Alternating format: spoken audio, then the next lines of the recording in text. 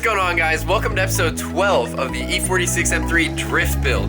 Now, as you saw in episode 10, the engine is ready for pickup. However, it's raining today in San Diego. It's been raining a lot, which is not normal, but we're not going to pick it up in the rain, so we decided today we're going to go ahead and start chopping up the car for the StreetFighter kit. And yeah, it should be pretty fun. So the first thing we're going to do, which Steven already did here, is actually go ahead and draw a rough line where we're going to cut. And since this is a real M3, it already is much wider in the front and then the quarter panels in the rear than a standard E46, so we do have a little more to cut than usual. But for that, we also get to keep these grill inserts here, which is going to look a lot better with this over fender. So we decided we're going to cut the back first, and so Steven's marking that up, and you can see already how much wider that's going to be. It's going to look insane. Got the fender liner out. Alright, let it begin. Here we go.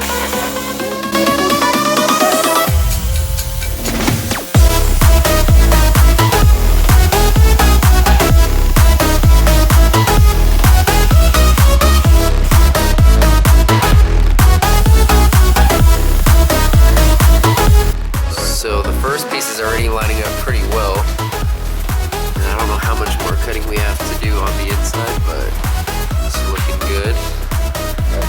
No turning back now.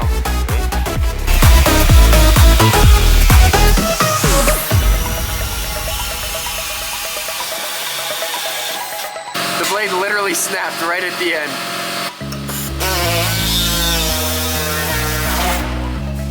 So we're gonna go ahead and take off the side skirt just because we don't want to compromise cutting into it by accident.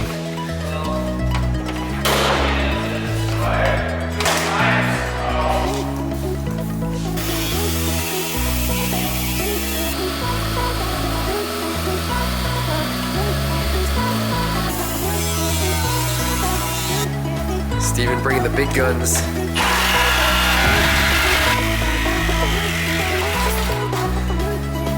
First quarter off.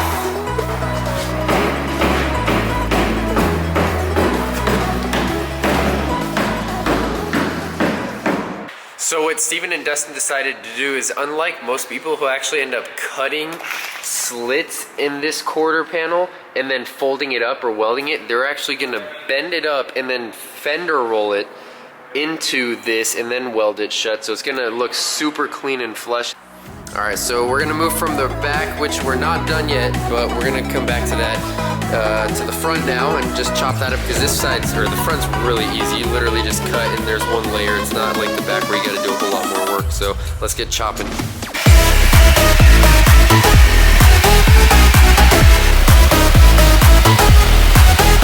Literally hanging on for life. One bolt, there you go. That's it.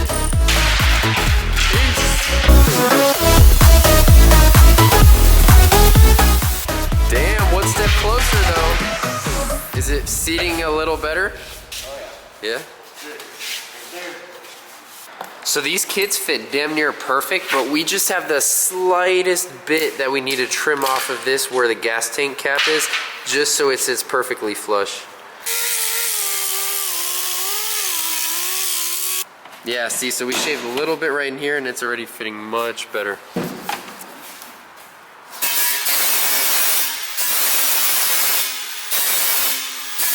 So quick update on the quarter panel. Steven went ahead and he shaved and grinded everything down, smoothed it out, and then he's gonna go in, weld in some plates right through there, and then throw in some seam sealer, and it's gonna sit nice and flush. So just to give you guys an idea of why we went with this route, it's really just because we're picky about everything and we want to go ahead and do everything right and make it as clean as possible. So yeah, like I said, we could have went ahead and bended and cut a bunch of little slits in there, but that's just not how we do things around here. So yeah, stay tuned, it's gonna look really nice. Alright guys, so it's time to start cutting up the driver's side. However, I'm gonna save you guys the footage because you already saw the process on the other side. So I'm gonna work my YouTube magic right now and go ahead and snap, and just like that, they're cut.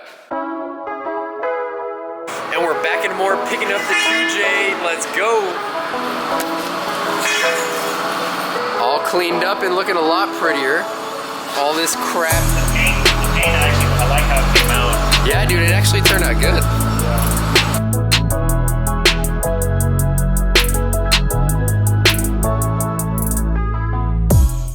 the following day, which means it is January 1st, 2020. And yeah, I hope you guys all had a good New Year's. We did, we had fun, it was pretty chill. But yeah, anyways, we're back at the shop on the first day of 2020, putting in some work. And what Steven's doing right now is actually using this sick rivet tool that they went ahead and purchased. And he went ahead and drilled out these small holes with the just tap screws, then drilled bigger holes. Now he's putting in the riv nuts. And then you put in some button heads into the riv nuts, and then that ends up looking like this because he already finished this one. Which looks, I don't know if you guys can see, there you go. Nice and clean. And you can always remove it just with those Allen button heads. And that's it. The quarter panel is done as well. Sitting perfectly flush.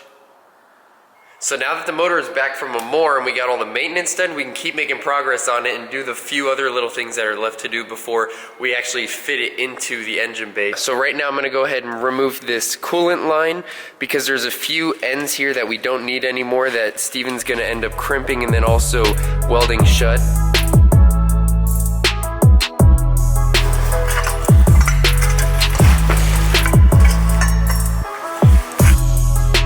Steven's just crimping that coolant line. So while Steven's welding up that coolant line, I'm going to continue working on the engine and clean up this side and then install the intake manifold.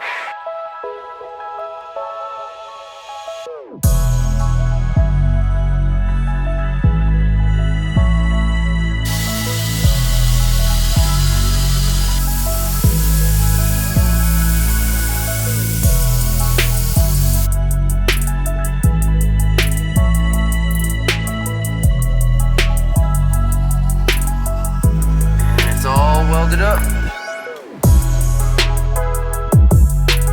And that's it for today, boys.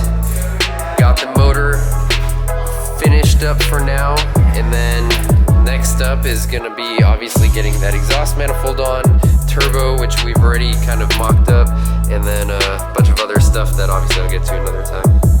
Alright guys, so I'm going to wrap the video up there. Once again, Happy New Year to all of you guys. This is going to be one hell of a year. And then I actually could say something cool at the end of this video. So if any of you guys are interested in a StreetFighter kit, go ahead and go on that website, StreetFighterLA.com, and use my code DrivenByAlex to get 10% off. And keep in mind, it's not just for the E46 platform. They also have it for pretty much every BMW platform, for the Camaro, for an Evo, Porsche. They got a bunch of stuff. So if you guys are interested, check out the website, DrivenByAlex for the code for 10% off.